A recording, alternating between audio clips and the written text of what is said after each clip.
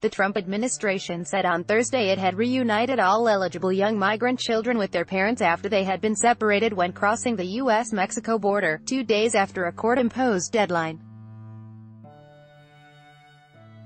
But nearly half, 46 of the 103 children under the age of 5 who were placed in government care, remained separated because of safety concerns, the deportation of their parents and other issues, according to the U.S. Department of Homeland Security. The administration had been required late last month by U.S. District Judge Dana Sabra in San Diego to reunite families separated under President Donald Trump's zero-tolerance immigration policy to prosecute all adults entering the country illegally. Those separations occurred between early May and June 20 when Trump signed an executive order halting them. The Republican president had been facing a backlash for the policy, which some critics called a national disgrace. Sabra on June 26 ordered reunifications for children under age 5 by July 10, and for more than 2,000 older children by July 26. He gave the administration until 3 p.m.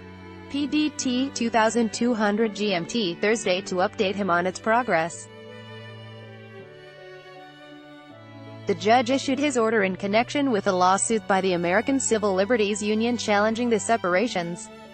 In a statement, the ACLU criticized the government's failure to meet the July 10 deadline, and said it was deciding what remedies Sabra should impose.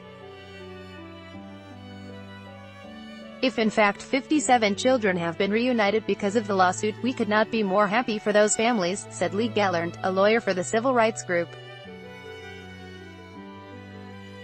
But make no mistake about it, the government missed the deadline even for these 57 children, he added.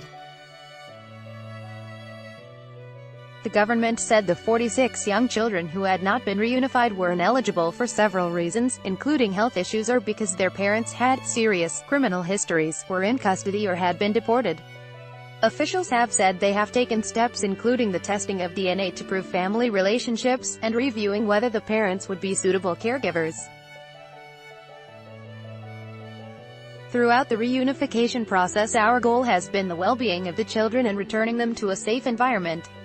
Homeland Security Secretary Kirstjen Nielsen, Attorney General Jeff Sessions and Health and Human Services Secretary Alex Azar said in a statement. They added that while obstacles remained, we intend to continue our good faith efforts to reunify families. Sabra's June 26 order contained exceptions for parents deemed unfit or a danger to their children. Both sides were expected to return to court on Friday to map out how to reunite other families. The reunification process has been chaotic and has unequivocally come at a cost. Beth Krause, a supervising lawyer at the Legal Aid Society's Immigrant Youth Project, said in a statement, "Not all families separated at the border entered the country illegally." Reporting by Tom Hals and Jonathan Stemple, additional reporting by Jonathan Allen in New York and Susan Heavey in Washington, D.C., editing by Nolene Walder, Jeffrey Benkoy and Tom Brown.